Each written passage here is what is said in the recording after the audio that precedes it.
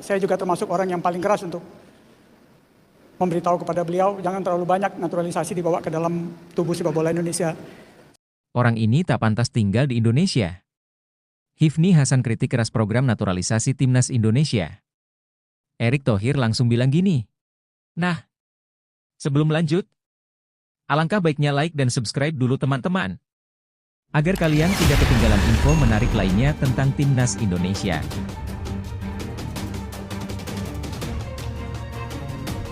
Orang ini tak pantas tinggal di Indonesia. Hifni Hasan kritik keras program naturalisasi timnas Indonesia. Erick Thohir langsung bilang gini. Namun, Mimin minta tolong tonton video ini sampai selesai. Agar tidak ada kesalahpahaman yang terjadi. Dan tak bosan-bosan juga. Tolong like dan share video ini ke media sosial kalian agar semua orang tahu apa yang sedang terjadi. Sebelumnya diberitakan, anggota Komite Eksekutif NOC Indonesia, Hifni Hasan memicu kontroversi soal kebijakan naturalisasi Shin Tae-yong bersama timnas Indonesia. Pernyataan tersebut disampaikan pada acara Jebret Media Award 2024, Kamis, 26 September 2024.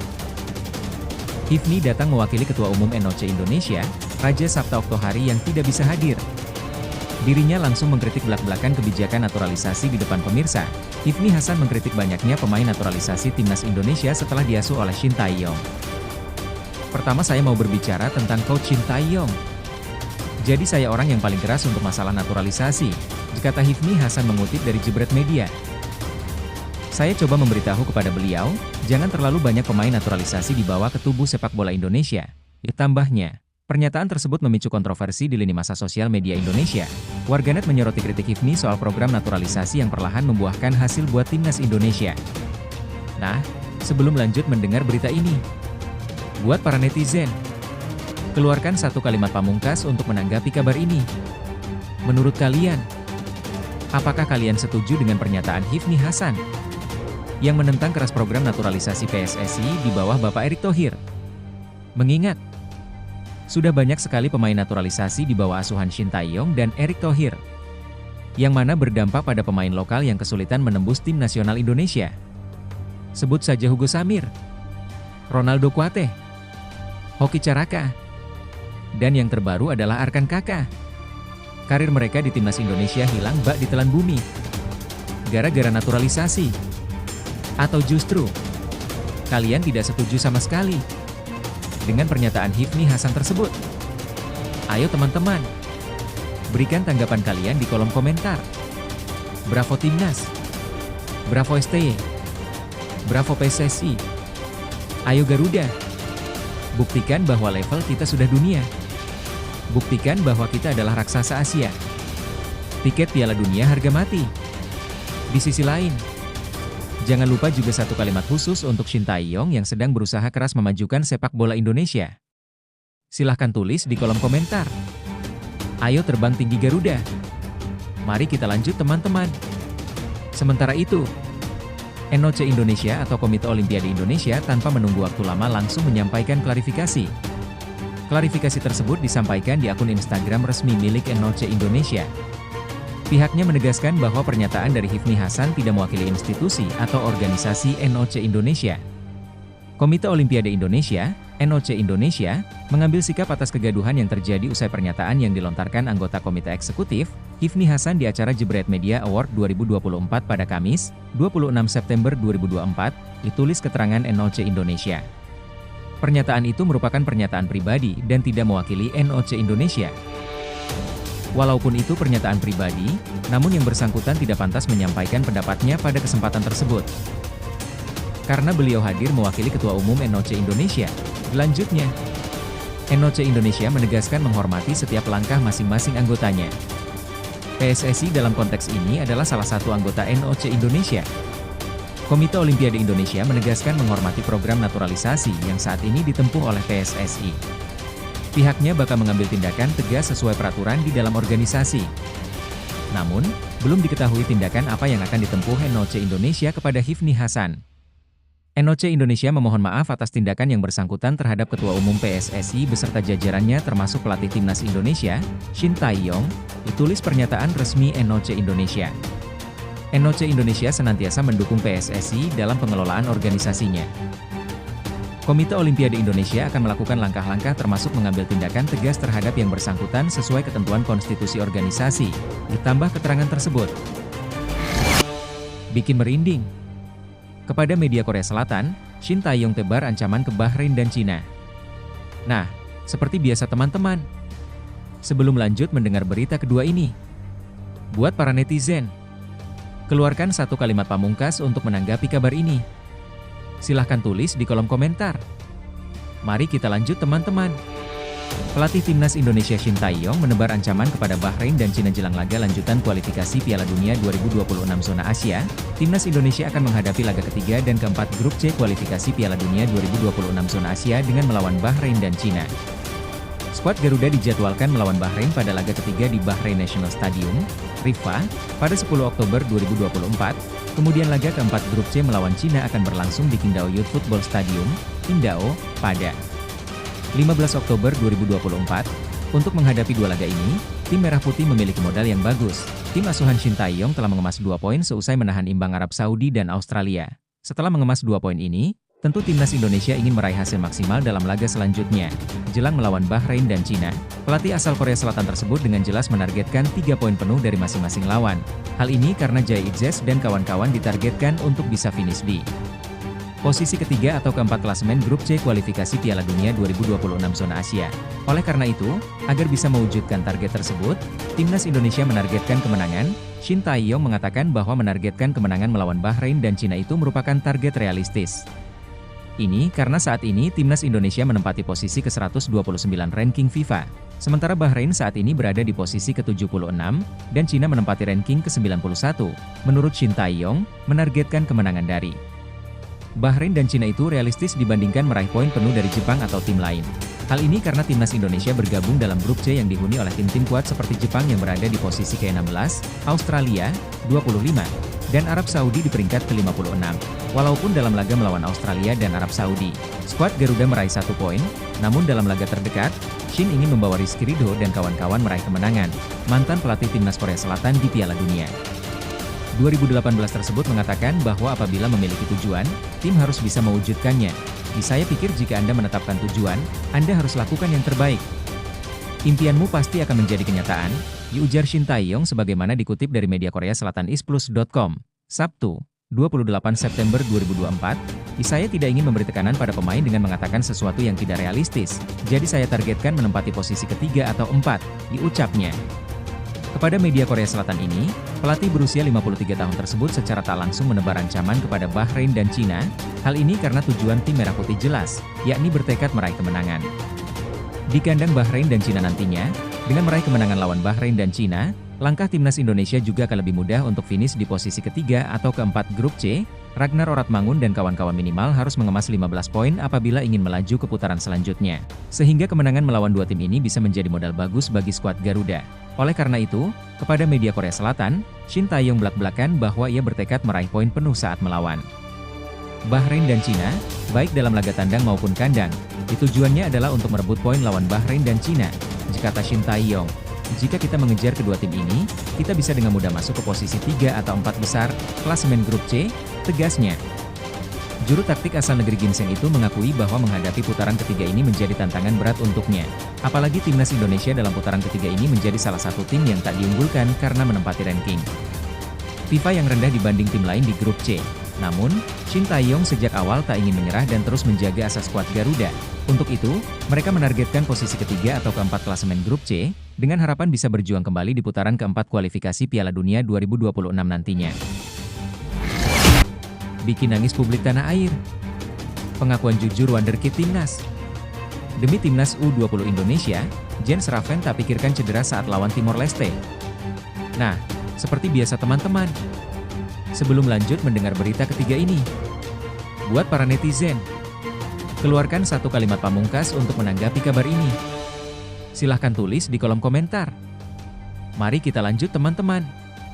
Penyerang timnas U20 Indonesia, Jens Raven, membuktikan diri sebagai sosok mematikan di lini serang Garuda Nusantara. Terbukti, dia selalu mencatatkan namanya di papan skor dalam 2 pertandingan kualifikasi Piala Asia U20 2025. 1 gol tercipta saat pertandingan melawan Timor Leste dan Maladewa. Sebagai pemain andalan Garuda Nusantara, Jens juga jadi sosok yang sibuk saat membuka ruang pemain lain. Tentunya, ini membuat fisiknya terus terkuras karena hampir bermain penuh dalam 2 pertandingan. Terakhir, Jens Raven menjelaskan, Timor Leste jadi salah satu lawan yang sudah mereka kenal dengan baik. Apalagi, mereka sempat bertemu di ASEAN Cup U19 2024 lalu. Hal ini membuat Indonesia lebih mudah dalam membaca permainan tim lawan. Saya pikir kami sudah tahu soal Timor Leste, mereka juga tahu soal kami. Karena kami pernah bertemu di AFF, ya ujar Jens Raven dalam wawancara resmi usai laga. Striker Dordrecht U21 ini mengakui bahwa terus menjadi andalan di sektor penyerangan Indonesia bukan tanpa resiko. Saat melawan Timor Leste dia mengakui sudah kelelahan dan mendapatkan masalah di bagian kaki. Saya pikir saya mengawalinya dengan baik, tetapi setelah beberapa menit, saya merasa kakiku mulai merasa kelelahan. Saya pikir karena jadwalnya sangat padat, lanjutnya. Melawan Yaman, Jens optimis bisa kembali memberikan penampilan terbaiknya. Apalagi, laga tersebut bisa jadi ajang untuk mengunci 1 tiket otomatis ke Piala Asia saat Indonesia bisa keluar sebagai juara grup. Indonesia sebenarnya hanya butuh hasil imbang karena mereka sudah berada di puncak klasemen. Namun, kemenangan akan menambah kepercayaan diri semua pemain untuk bertarung pada partai final yang digelar di Cina.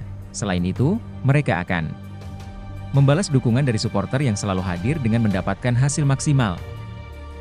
Jadi, saya pikir besok kami harus lebih baik, tetapi sangat senang dengan 3 poin malam ini. Saya sangat melakukan persiapan dengan baik untuk laga besok. Saya pikir kami harus beristirahat dengan baik untuk laga spesial besok, karena ya Minggu kami ada pertandingan. Ditutupnya. Lawan auto kalah mental. Prediksi susunan pemain timnas U20 Indonesia versus Yaman. Indra Syafri turunkan skuad terbaik demi ke Piala Asia U20 2025. Nah, seperti biasa teman-teman. Sebelum lanjut mendengar berita keempat ini, buat para netizen, keluarkan satu kalimat pamungkas untuk menanggapi kabar ini. Silahkan tulis di kolom komentar. Mari kita lanjut teman-teman.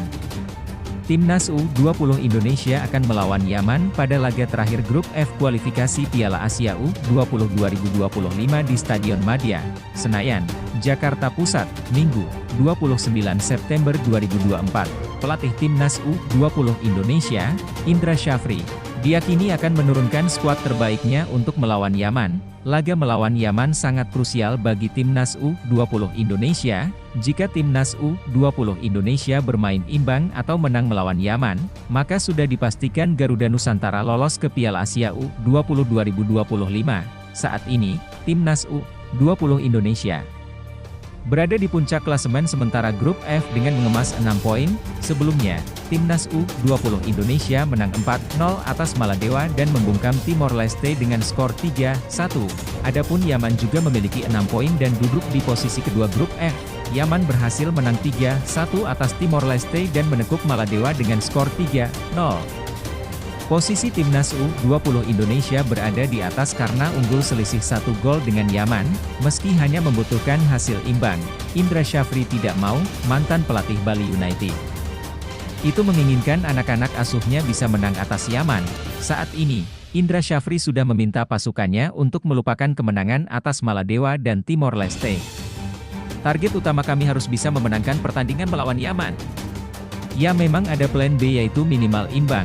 Tapi persiapan tim ini tetap untuk bisa memenangkan pertandingan, kata Indra Syafri. Indra Syafri menilai laga melawan Yaman tidak mudah, sebab dari 3 lawan yang dihadapi Timnas U20 Indonesia, Indra Syafri menaruh perhatian berat kepada Yaman. Yaman bermain dengan build-up yang bagus dan rata-rata pemainnya punya skill yang bagus. Mereka juga mempunyai penyerang bernomor punggung 9 yang headingnya bagus, kata Indra Syafri. Kendati demikian, Indra Syafri punya berbagai macam cara untuk mencari informasi perihal permainan Yaman, salah satunya lewat tim performa analisis Timnas U20 Indonesia. Mereka mengumpulkan data-data tersebut. Kemarin sebenarnya kami sudah mulai melakukan review untuk mencari susunan pemain terbaik melawan Yaman, kata Indra Syafri. Sementara itu, Indra Syafri kemungkinan besar akan tetap memakai formasi 3-4-2 melawan Yaman. Di posisi penjaga gawang masih ditempati Ihram Al-Ghifari. 3 pemain di belakang diisi oleh Iqbal Gwijangge, Kadek Arel, dan Buffon Al-Fahrezi. 4 pemain di posisi tengah ditempati oleh Tony Sucipto, Aditya Warman, Doni Tripamungkas, dan Mufli Hidayat.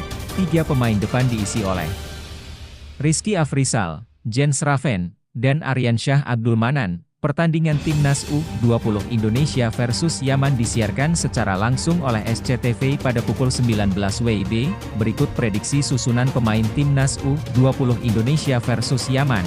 Kiper, Ihram Al-Ghifari. Bek, Iqbal Gwijangge, Kadek Arel, Buffon Al-Fahrezi. Gelandang, Tony Firmansyah, Aditya Warman, Doni Tripamungkas, Mufli Hidayat. Striker, Rizky Afrizal, Jens Raven, Aryansyah Abdul Manan. Pernyataan sangat berani Jens Raven. Timnas Indonesia U20 versus Yaman U20. Jens Raven berharap supporter tanah air penuhi Stadion Madia. Nah, seperti biasa teman-teman, sebelum lanjut mendengar berita kelima ini, buat para netizen, keluarkan satu kalimat pamungkas untuk menanggapi kabar ini. Silahkan tulis di kolom komentar. Mari kita lanjut teman-teman. Striker tim nasional, Timnas Indonesia U20, Jens Raven, berharap dukungan para supporter tanah air saat menghadapi Yaman U20 di laga pamungkas Grup F kualifikasi Piala Asia U20 2025 pada Minggu, 29 September 2024, malam WIB. Ia ingin Stadion Madia, Senayan, Jakarta, dipenuhi fans Garuda Nusantara demi meningkatkan motivasi para pemain. Jens Raven merasa dukungan supporter sangat penting karena akan membuat pemain lebih bersemangat. Menurutnya, Timnas Indonesia U20 juga akan berusaha menampilkan performa terbaik dengan menjalankan instruksi tim pelatih. Saya harap banyak supporter bisa datang mendukung kami, karena ini adalah laga terakhir kami di kualifikasi. Kami harap untuk menang dan berangkat ke Cina, kata Jens Raven di Jakarta, dikutip Minggu, 29 September 2024, pemain berusia 18 tahun itu mengatakan persiapan tim Merah Putih sudah cukup untuk menghadapi laga-laga kualifikasi Piala Asia U20 2025. Sebab, Timnas Indonesia U20 ingin meraih hasil maksimal dalam ajang tersebut, terutama saat menghadapi Yaman U20. Kami persiapan dengan baik untuk laga, disambung Jens Raven. Saat ini, Timnas Indonesia berada di puncak klasemen Grup F kualifikasi Piala Asia U20 2025 dengan 6 poin. Sementara Yaman U20 berada di posisi kedua dengan poin yang sama, namun kalah selisih gol. Jika meraih kemenangan atas Yaman U20, skuad Garuda Nusantara, julukan Timnas Indonesia U20, akan menjadi juara Grup F dan otomatis lolos ke Piala Asia U20 2025. Jika menelan kekalahan, mereka masih berpeluang lolos dengan status 5 runner-up terbaik. Dalam laga sebelumnya, tim asuhan Indra Syafri berhasil menang 3-1 atas Timor Leste U20. Sementara di sisi lain, Yaman U20 sukses menaklukkan Maladewa U20 dengan skor 3-0. Jadi, bisa dikatakan kedua tim sama-sama sedang on fire. Sehingga laga nanti diprediksi akan berjalan sengit. Update pemain abroad hari ini. Kembali dapat menit bermain, Ragnar Oratmangoen raih poin pertama di Belgia. Nah, seperti biasa teman-teman, sebelum lanjut mendengar berita ke-6 ini, buat para netizen, keluarkan satu kalimat pamungkas untuk menanggapi kabar ini. Silahkan tulis di kolom komentar. Mari kita lanjut teman-teman. Pemain Timnas Indonesia, Ragnar Oratmangoen, kembali mendapat menit bermain di Dender. Sebagai informasi, Ragnar resmi menjadi bagian dari Dender pada tanggal 13 Agustus lalu. Pemain berusia 26 tahun itu kemudian butuh waktu cukup lama untuk menjalani debut. Ragnar baru memperoleh kesempatan bermain saat Dender bertamu ke kandang Genk pada Minggu, 22 September 2024. Ini merupakan laga pekan ke-8 Liga 1 Belgia 2024 hingga 2025. Pada kesempatan tersebut, Ragnar turun sebagai pemain pengganti. Pemain berposisi sebagai winger itu baru memasuki lapangan ketika pertandingan menginjak menit ke-59. Debut Ragnar kemudian berakhir kelam. Dender harus mengakui kekalahan dari Genk dengan skor telak 0-4. Ragnar kemudian kembali memperoleh menit bermain pada pekan selanjutnya. Tepatnya yakni saat Dender menjamu Anderlecht Minggu, 29 September 2024, dini hari. Ragnar kembali bermain sebagai pemain pengganti pada kesempatan ini. Menariknya, Ragnar lagi-lagi masuk lapangan pada menit ke-59. Hasil lebih baik diperoleh Dender. Dender mampu menahan imbang Anderlecht dengan skor 1-1. Gol tim tuan rumah dicetak oleh Haske Diar pada menit ke-51. Sedangkan gol Anderlecht dicatatkan atas nama S. Edozie pada menit ke-28. Tambahan 1 poin membuat Dender menempati peringkat ke-9 di klasemen. Dender tercatat mengumpulkan 12 poin dari 9 laga. Poin tersebut terpaut 10 angka dari geng yang berada di puncak.